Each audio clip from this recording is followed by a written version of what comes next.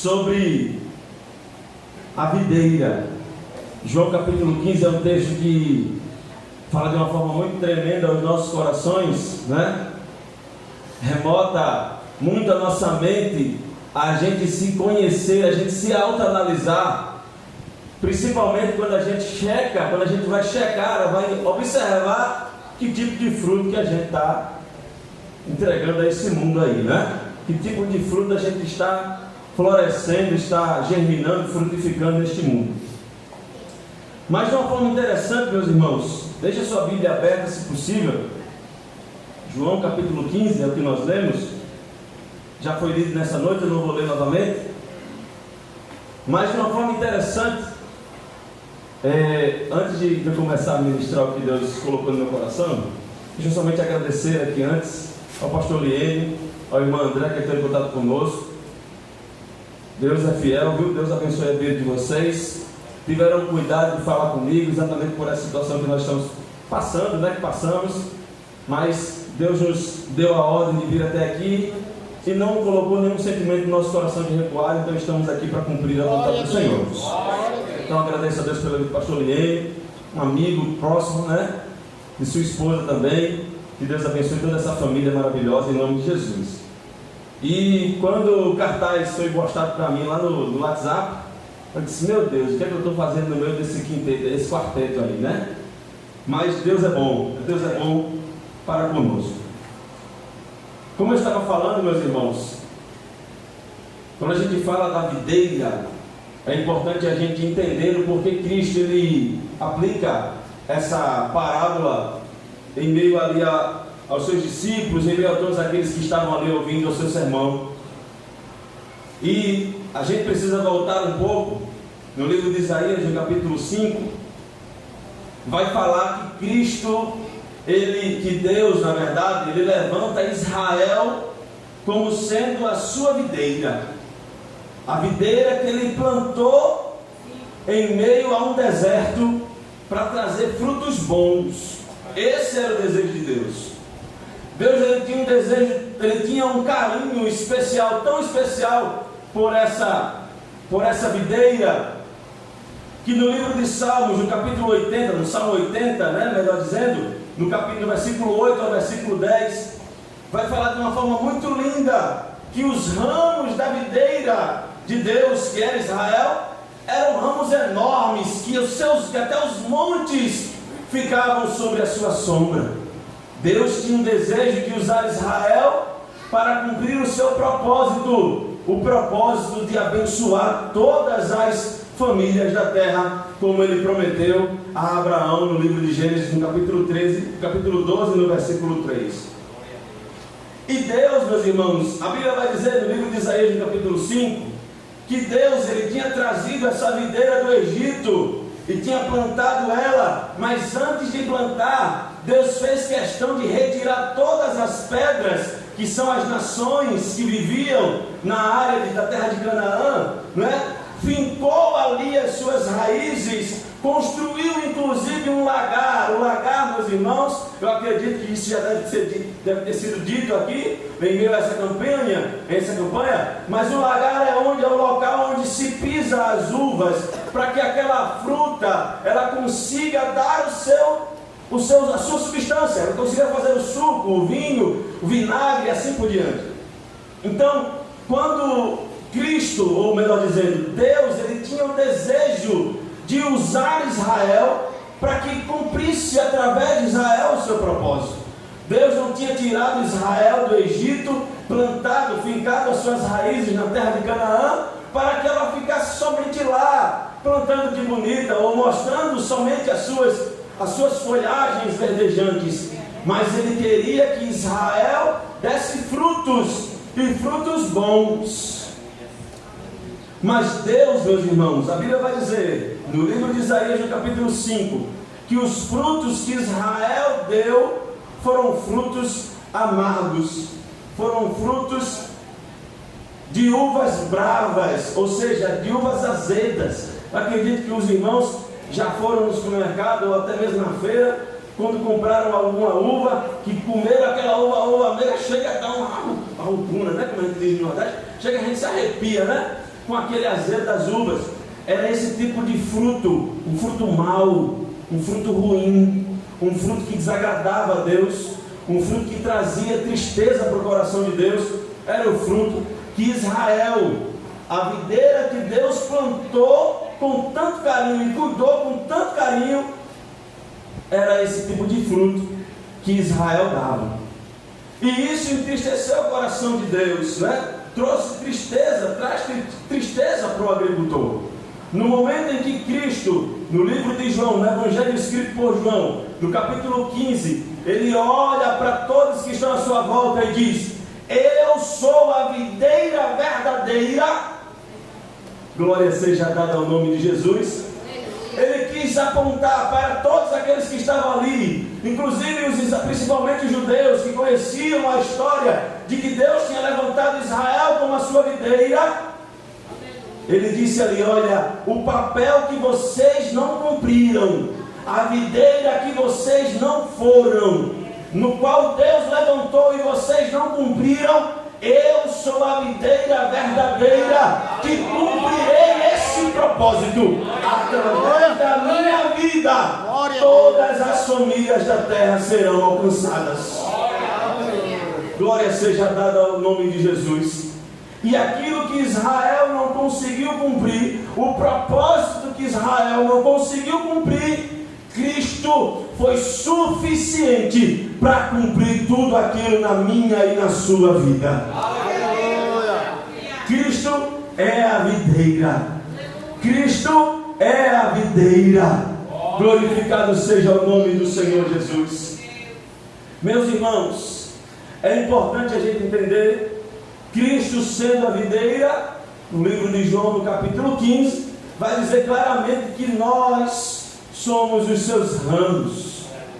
Nós somos os seus ramos. De uma forma bem interessante, irmãos, ser o ramo de alguma árvore é algo muito peculiar. Porque, meus irmãos, podem ter certeza de uma coisa: todo o ramo, ele recebe o DNA do seu tronco. Não existe, não tem como nascer de uma árvore, um ramo que vai gerar um fruto diferente do que aquela árvore tem para dar. Não tem como, vou fazer uma conjectura, não tem como um pé de goiabeira nascer do pé de goiabeira, um ramo de uma mangueira e gerar uma manga no final. Muito menos um pé de goiabeira, uma árvore, um tronco de goiabeira, gerar um ramo de mangueira e disso sair uma acerola. Muito menos. A goiabeira, meu irmão, da goiabeira sai ramos de goiabeira. E desse ramo de goiabeira vai ter que sair uma goiaba. Glorificado seja o nome do Senhor. Porque o DNA que está no tronco, ele reflete no ramo. Não tem como o ramo ter uma estrutura molecular diferente do tronco. E é muito importante a gente entender isso, uma vez que nós fomos colocados como nós somos enxertados na videira verdadeira, como diz Romanos capítulo 11. E isso é interessante, meus irmãos, nós sermos enxertados na videira. Se nós pararmos para refletir um pouco, se Cristo é a videira, e a Bíblia diz que Cristo subsiste em todo o tempo, a Bíblia vai falar no livro do próprio João, no capítulo 1, acerca da eternidade de Cristo. Se Cristo é a videira, todos nós, todos os seres humanos, eles são provenientes de Cristo. Aleluia! Mas o que aconteceu? Por que será que nem todo mundo reflete ou tem o fruto da árvore, da videira que é Jesus? É porque, como a Bíblia diz, sem a videira, sem a árvore, o ramo não é nada. A única coisa que acontece com o ramo, quando ele está fora da videira, é que ele vai murchar e morrer. Só. E no seu tempo será recolhido para ser lançado no fogo. Você pode ter certeza de uma coisa. Se hoje existem pessoas que não frutificam verdadeiramente o que a Bíblia fala acerca de Jesus, é porque ela não está enxertada na videira verdadeira. Aleluia. Agora é interessante, meus irmãos, a Bíblia diz no livro de Efésios, no capítulo 2, que por causa dos nossos pecados e nossos delitos, nós estávamos mortos. Mas que através de Cristo, Deus, com o amor que muito nos amou, através de Cristo Ele nos ressuscitou. Glória a Deus. Aí a Bíblia vai dizer no livro de Romanos, no capítulo 11, que nós somos enxertados em Jesus. É como se Cristo, como se Deus, melhor dizendo, pegasse aquele galho murcho, morto, seco no chão, que era eu e você sem Jesus, pegasse ele lá e dissesse: ei, o seu lugar não é no chão seco e murcho, o seu lugar é na videira. Volte para a videira, permaneça na videira, conecte-se com a videira. Porque aqui é o único lugar, é o único jeito de você ter vida. É a única forma de ter vida e dar fruto. É conectado, é enxertado na videira. Outra forma de nós vivermos uma identidade em Cristo. E eu achei interessante que a palavra, o tema é identidade em Cristo. As preposições fazem toda a diferença na formação de uma frase. A preposição em aí é muito relevante. É uma identidade em Cristo e faz todo sentido quando a gente fala sobre videira. Porque quando eu estou em, é porque eu estou conectado. Estou em alguma coisa. Estou dentro de alguma coisa. Não é? Há uma necessidade para que nós venhamos transparecer essa identidade. A identidade que é necessária para os dias atuais. A identidade que está sendo distorcida pelo diabo. A identidade que, de alguma forma, está sendo completamente invertida perante o mundo. A identidade só mantém aquele que está conectado. Glória a Deus. Se você não está conectado verdadeiramente com Jesus, você terá qualquer outro tipo de aparência, exceto da videira verdadeira. Aleluia. Da videira verdadeira, você só consegue estar conectado, só consegue ter a identidade ou a aparência da videira verdadeira se você estiver conectado com ela. O que é que um galho murcho tem, irmãos? O que é que um galho fora da videira, fora da árvore mostra? Ele mostra uma coloração diferente, ele não tem força, ele quebra fácil, ele não frutifica. Mas enquanto estiver na videira, aí ele parece com a videira. Enquanto ele estiver conectado na árvore, ele parece com a árvore. E ele não muda. Ele não muda. Pode vir o sol, pode vir a chuva, pode vir a neve, pode vir o que for. O galho permanece idêntico à árvore. Se a árvore muda de cor, o galho vai mudar também. Se a árvore aumenta o seu volume, o galho muda também, aumenta também o seu volume. Se a árvore cresce, o galho também cresce para poder suportar outros galhos menores. Glorificado seja o nome do Senhor Jesus. Porque o galho que está conectado, ele passa pelas transformações ou passa pelos processos de acordo com o que a videira determina, de acordo com o que a árvore determina. Aleluia. Porque pode ter certeza de uma coisa, meu irmão, grave essa frase. Se você não lembrar de nada do que eu disser aqui nessa noite, grave essa frase. Grave essa frase e leve para a sua vida. O ramo, ele é a extensão da videira. Glória a Deus. O ramo, ele é a extensão da videira. Aleluia. E pode ter certeza de uma coisa: nós, como cristãos, precisamos manter essa nossa identidade. Aleluia. E a nossa identidade, a Bíblia vai dizer no livro de Mateus, no capítulo 12, no versículo 33, que a identidade de alguma coisa, ou o conhecimento que se tem de alguém, é através do seu fruto. É através do fruto que se conhece a árvore. É o que foi dito em Mateus capítulo 12, versículo 33. O conhecimento de quem você verdadeiramente é vai ser gerado através do fruto que você dá. O fruto é a sua carteira de identidade. Glorificado seja o nome do Senhor Jesus. Mas para que a árvore dê fruto, a Bíblia diz que o agricultor ele precisa limpar, né? Para o agricultor precisa fazer uma limpeza na árvore, ou no ramo, melhor dizendo, para que o ramo possa dar fruto, ou melhor, dar mais fruto. E preste atenção nisso. Esse mais aí ele diz muito para nós, porque Deus não quer que você dê apenas um fruto uma vez na sua vida. Se você der um fruto uma vez, ele vai te limpar para que você dê mais. Aleluia. A função de dar fruto não é só uma vez, ela é contínua.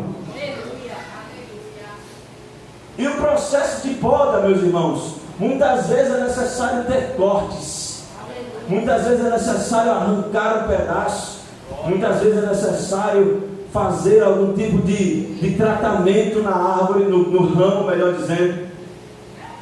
Mas a Bíblia diz que esse tratamento é feito em nós, essa limpeza é feita em nós através da palavra. E é interessante que Cristo, quando ele está falando aqui, ele fala como se estivesse falando para crentes, para os seus discípulos, e ele diz: ora, vós já estáis limpos pela palavra que eu vos tenho falado. Olha, nós como cristãos, nós não podemos de forma alguma reclamar da poda, reclamar do que a palavra de Deus nos orienta, reclamar do que a palavra de Deus determina para nós, porque é através da palavra que o Senhor nos limpa.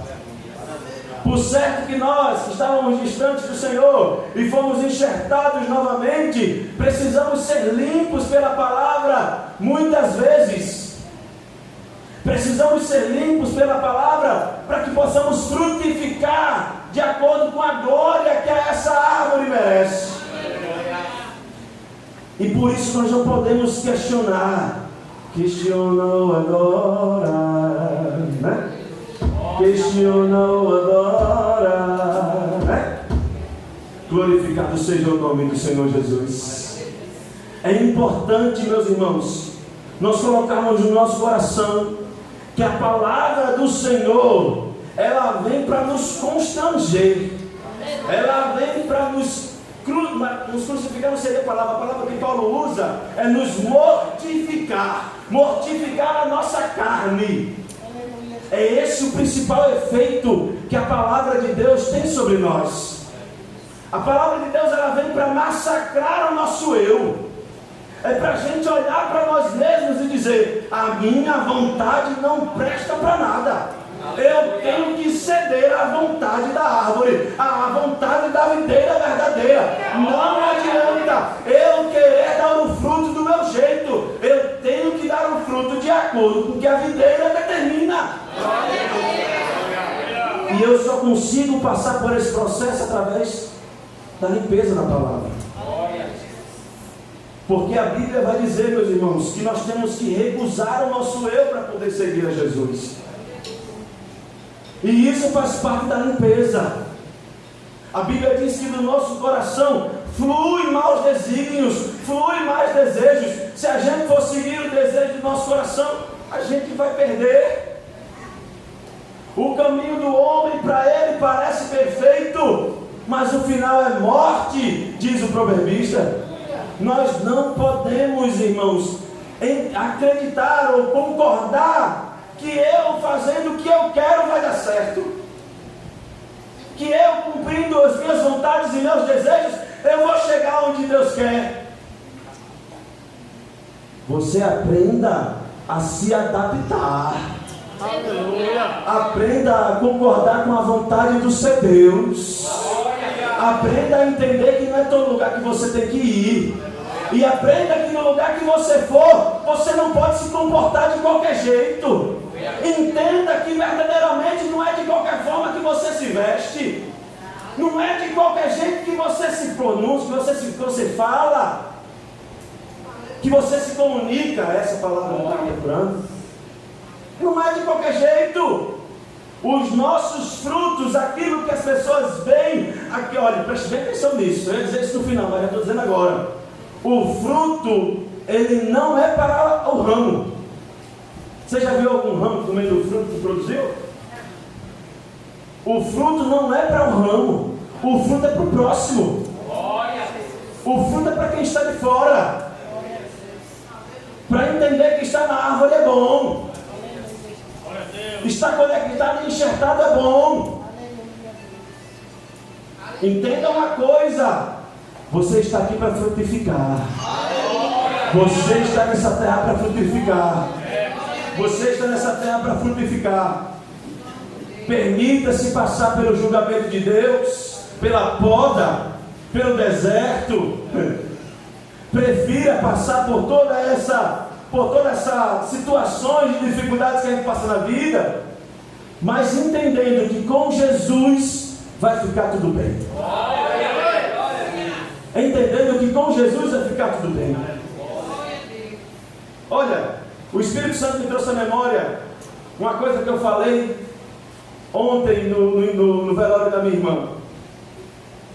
Que uma das coisas que o médico dizia muito nesse processo que nós passamos foi quando minha outra irmã, né? Tenho duas irmãs, uma que estava cuidando da minha irmã que faleceu.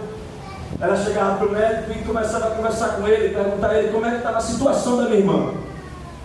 E a resposta do médico para ela era: nós estamos perdendo o jogo. Era a mensagem do médico para ela, para não ser tão duro, né? Aí ele dizia: nós estamos perdendo o jogo. E minha irmã disse aquilo para mim. E eu disse para minha irmã que estava doente, ele disse isso para ela. E ela até pensou em escrever um livro, Estamos Perdendo o Jogo ou Perdemos o Jogo. Ela estava pensando até em escrever um livro sobre essa situação. E o Espírito Santo, no meio dessa situação toda, me trouxe à memória essa frase: estamos perdendo o jogo. Aí quando eu vejo que a minha irmã, ela vivendo ou morrendo, ela teria vitória da parte do Senhor, porque se ela vivesse, ia ser um grande milagre, que eu estou encontrando esse grande milagre. Aleluia. Se ela falecendo, estou encontrando o milagre da salvação. É vitória de qualquer jeito. Então o Espírito Santo vem e diz: olha, com Cristo o crente nunca perde o jogo.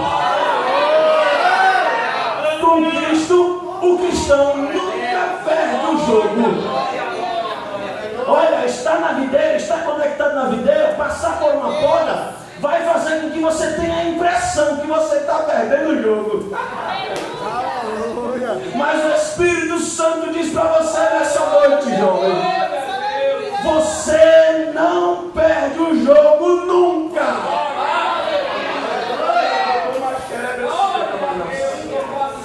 O crente conectado na videira não perde o jogo. Não perde nenhuma questão. Mantenha-se firme. Mantenha-se firme. A poda que a gente passa é para poder dar mais fruto. A poda que a gente passa é para poder mandar mais fruto.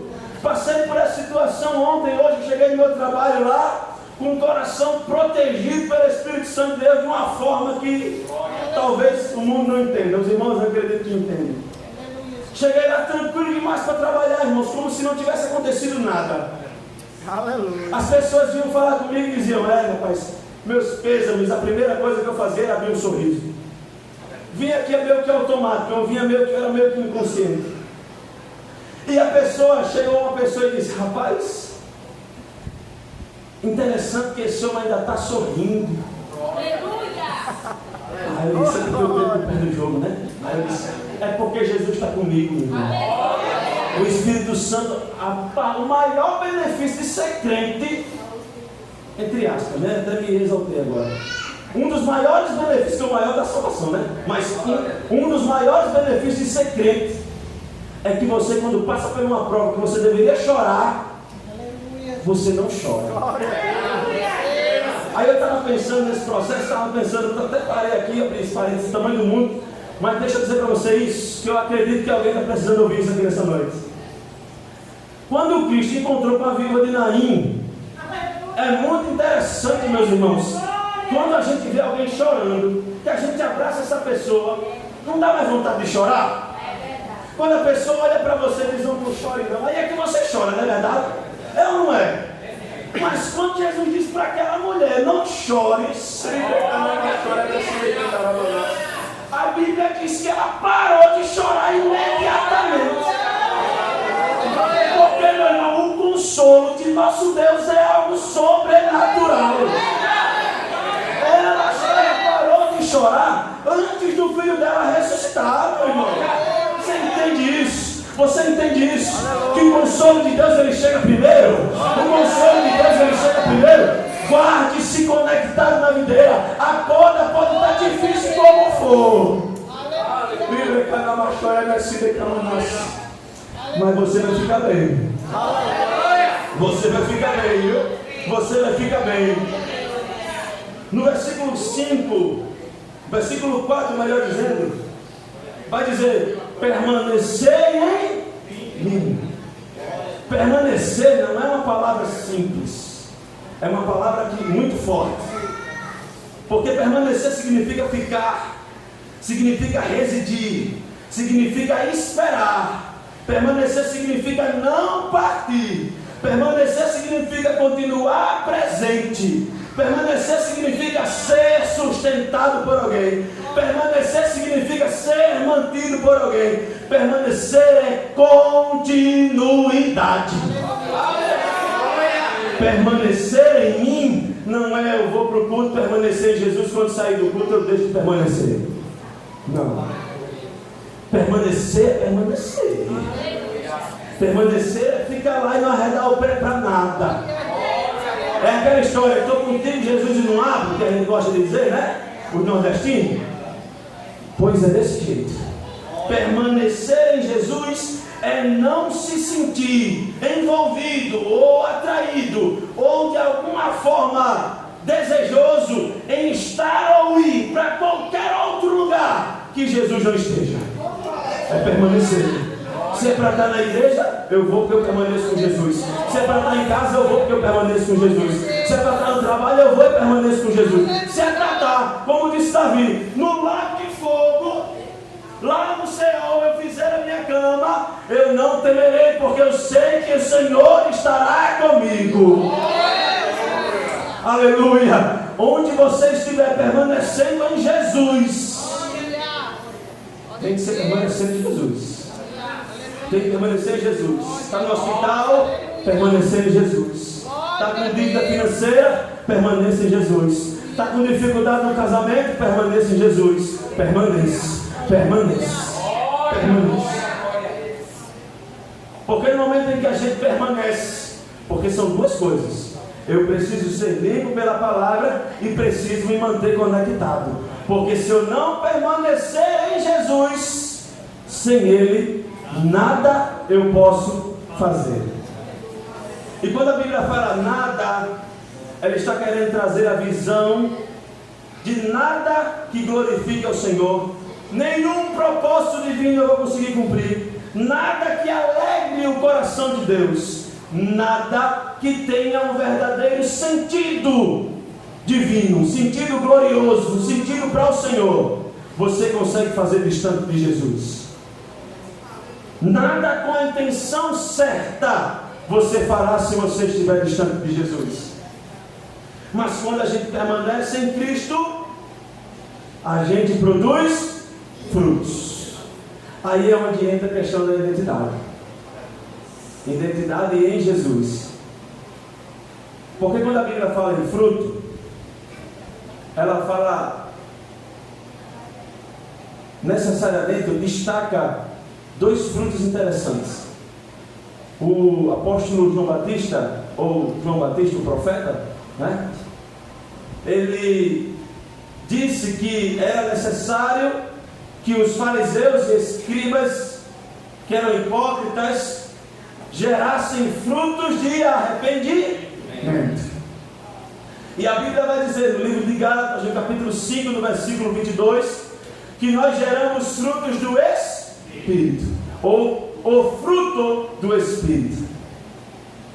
No momento em que nós estamos em Cristo, a santidade de Cristo, a realidade de Cristo, quando a gente começa a conhecer quem Cristo é, quando a gente entende a grandeza de Jesus, aí a gente começa a olhar para nós e percebe que nós não somos nada.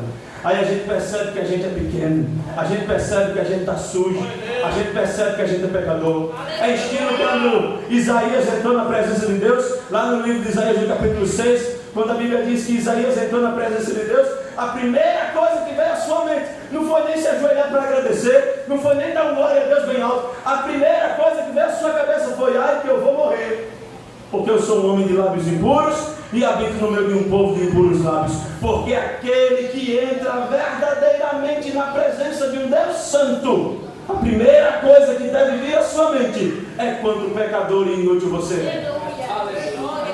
Produzir, pois, frutos de arrependimento. Aquele que está conectado na videira, aquele que verdadeiramente se conectou à videira, ele não tem vergonha, ele não tem timidez, ele não tem um receio de dizer: eu estou arrependido das minhas atitudes, eu tenho vergonha de quem eu era, mas eu era, hoje não sou mais.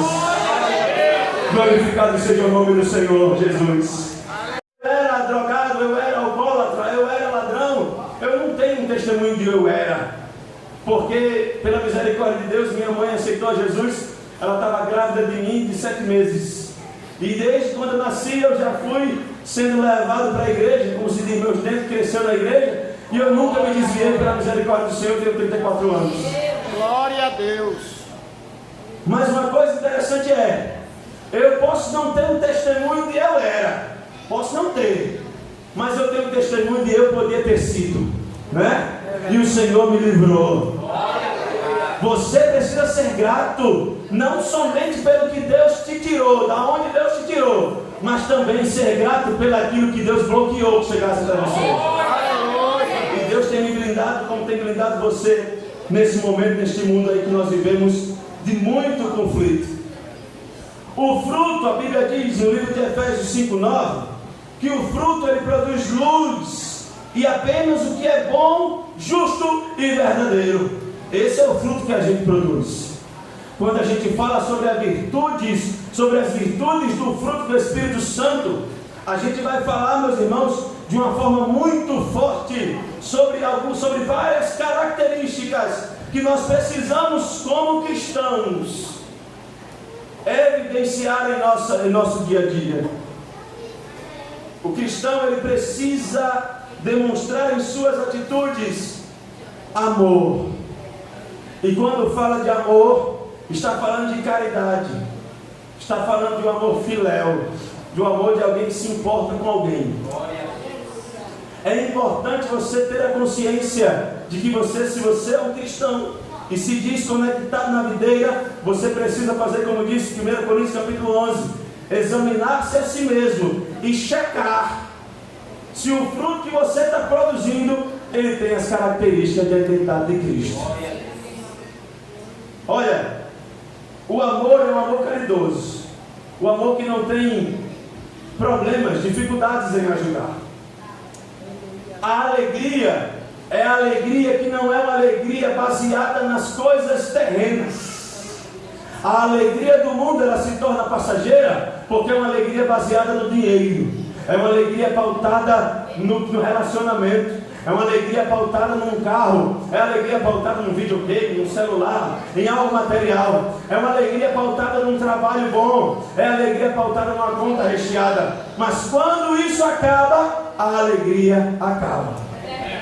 A alegria do mundo é pautada numa festa, que de manhã, de noite, quando começa a festa está feliz, quando termina a festa está triste.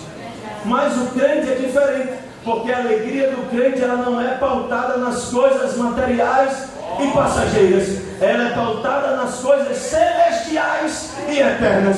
Porque a Bíblia vai dizer no livro de Romanos, no capítulo 5, se não me falha a memória, no versículo 2, que o nosso regozijo está na esperança da glória de Deus. Ah, meu irmão, essa esperança ela não traz confusão, né? Glória seja dada ao nome de Jesus. Então, o crente que baseia a sua alegria nas coisas do céu, ele tem a verdadeira alegria do virtude do Espírito Santo. Não é uma alegria, meus irmãos, em que você não fica, não quer dizer que você não vai chorar em algum momento da sua vida. Não é uma alegria que não quer dizer que você nunca vai ficar com a cara emborrada ou ficar chateado com alguma coisa. É uma alegria que ela vai proteger a sua vida de qualquer investida do diabo que venha abalar a sua fé. É uma alegria que se renova e ajuda você a manter a sua fé. Paz, quando se fala de paz, é principalmente no sentido de ser pacífico, como diz o texto em Mateus capítulo 5, quando Cristo está citando ali as bem-aventuranças. O ser pacífico, aquele ser que não odeia de qualquer forma, não odeia de graça, ele simplesmente, ele é pacífico e ele busca a paz. Ele não somente quer paz para si, mas ele também promove paz, está certo? Essas são as características da nossa identidade. Ser paciente, paciência aqui está no sentido que no caso é ser longânimo, né? Ser paciente no sentido de você saber esperar no Senhor, saber ter a qualidade de que o Senhor está no controle de tudo. A Bíblia diz no livro de Romanos, no capítulo 5, que as tribulações elas geram paciência, e a paciência ela gera experiência, e a experiência ela gera esperança, e essa esperança não traz confusão, porque o amor de Deus foi derramado sobre nós pelo Espírito Santo. Meus irmãos, a paciência é a paciência de saber esperar na vontade do Senhor, saber ter calma, controle. Benignidade, característica da nossa identidade. Benignidade e bondade são parecidos, mas a benignidade é o interesse de querer coisas boas para o outro, e bondade é você ter atitudes bondosas para com o outro. A diferença está em você. Quando você é benigno, você não deseja o mal, você não espera o mal, você não maquina o mal. Quando você é benigno, você anseia pela bondade, você anseia coisas boas, você transmite coisas boas. Quando você é bondoso, você pratica coisas boas. Você é atuante em sua vida bondosa. A Bíblia vai dizer que uma outra característica é fé. Fé é muito voltada para a questão da fidelidade ao Senhor. A fé aqui é uma evolução da fé que nós temos no momento em que aceitamos a Jesus. Eu costumo dizer assim, que a Bíblia diz que nós devemos crescer de fé em fé. É como se no momento em que nós aceitássemos a Jesus, recebêssemos ali o primeiro nível de fé. Não é que fosse outra fé, tá, irmãos? Mas é como se estivéssemos no nível ali do iniciante, o nível que chega ali para nos salvar, para que nós venhamos entender a nossa natureza pecaminosa e a nossa necessidade de Jesus. Aquela fé que é gerada pelo ouvir e ouvir a palavra de Deus. Mas no momento em que essa fé nos leva a nos relacionar com o Senhor, nós passamos a crer no Senhor de forma diferente. Nós passamos a crer de uma forma que nós queremos ser fiéis ao Senhor. Nós queremos cumprir com fidelidade aquilo que Ele diz. Não somente acreditar que eu tenho um benefício em estar ao lado do Senhor, mas aquele que é fiel ao Senhor, aquele que tem a virtude do fruto do Espírito chamado fé, quer dizer que ele tem desejo de ser fiel ao Senhor onde quer que ele esteja. Brandura ou mansidão. Aqui tem muita gente, muitas vezes a gente leva a pensar que mansidão é você nunca ter raiva de nada, né? A pessoa está na sua cara e você ser manso, ou nunca ser ignorante, ser arrogante. A mansidão traz a ideia, traz a perspectiva de que nós não podemos, irmãos, de forma alguma, ser aquele em que inicia um conflito, aquele que é o gerador de uma contenda, como se diz. O manso, ele sabe entrar e sabe sair. O manso, ele sabe ter uma postura aonde quer que ele chega. É relevante nós entendermos que como cristãos, que como alguém que tem as características da videira verdadeira, nós precisamos fazer com que as pessoas olhem para nós e percebam que em nós a virtude da mansidão, as virtudes do Espírito Santo, elas estão evidenciadas nas nossas atitudes. Quando a gente fala, meus irmãos, sobre temperança ou domínio próprio, não é? Ser temperança, a palavra temperança, a gente traz a ideia de ser temperado, de você saber se posicionar ou saber controlar as suas ações, como a própria palavra domínio próprio diz. No momento em que você deixa evidenciar uma característica ou uma forma de ser, você está sendo destemperado. É importante o crente entender que quem se destaca na vida do cristão é Jesus. O crente temperado, ele entende que quem se destaca é Jesus. Ele não precisa ser destaque, ele precisa destacar Jesus.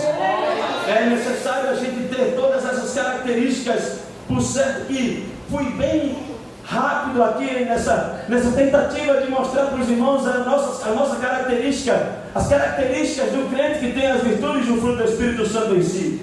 Mas uma coisa verdadeira é: o cristão que frutifica, ele recebe alguns benefícios, como diz em João capítulo 15. No versículo 8 vai dizer que nós glorificamos a Deus no momento em que frutificamos. No versículo 7 vai dizer que as respostas das nossas orações, existe resposta para as nossas orações.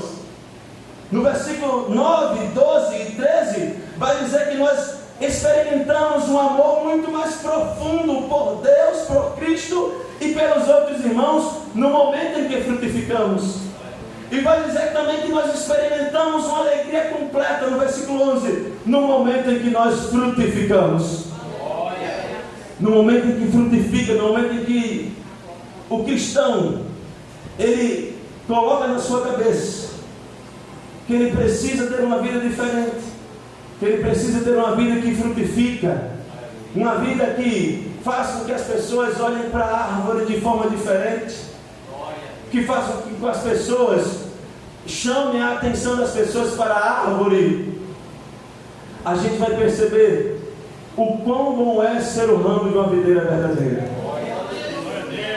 Para encerrar a minha fala, irmãos, no livro de Beth Monroe, que diz que é o que aprendi com as videiras, ela diz assim, ó: quando nós estamos em Cristo, Jesus, ele quer alterar o seu senso de segurança para que você permaneça apenas nele, não em outras pessoas, não em outros lugares, não em outros objetos.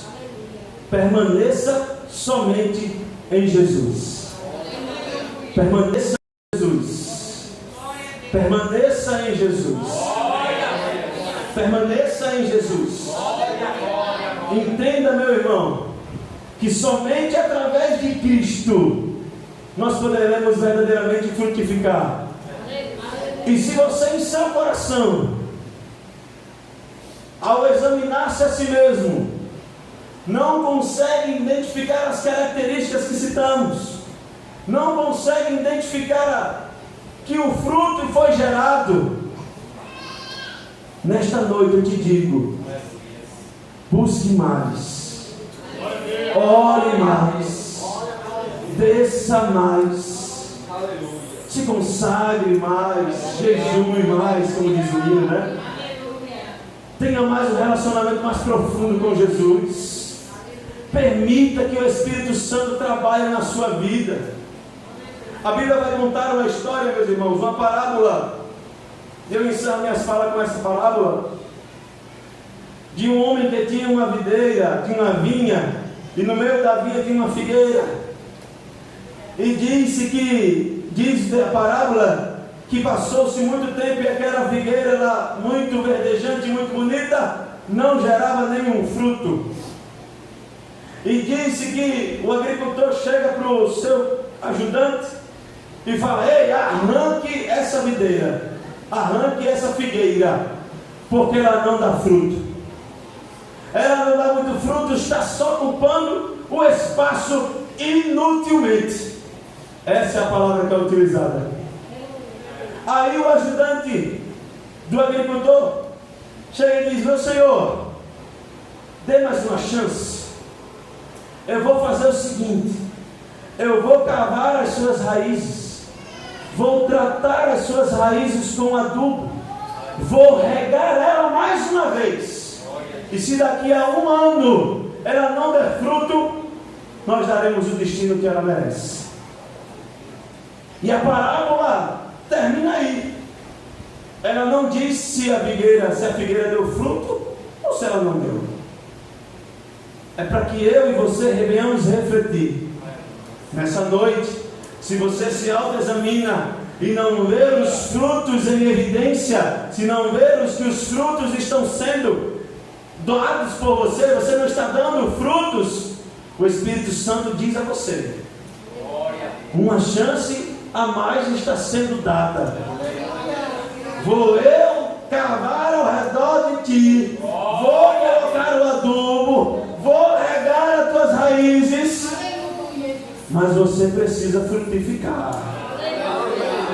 O dono da videira, o dono da vinha está pedindo, está cobrando frutos. Se preocupe em frutificar. Que a qualidade do fruto virá de acordo com a quantidade de conexão que você tem com a videira. Quanto mais conectado, melhor vai ser o fruto. Quanto mais conectado, melhor vai ser o fruto. Que Deus abençoe os irmãos em nome de Jesus.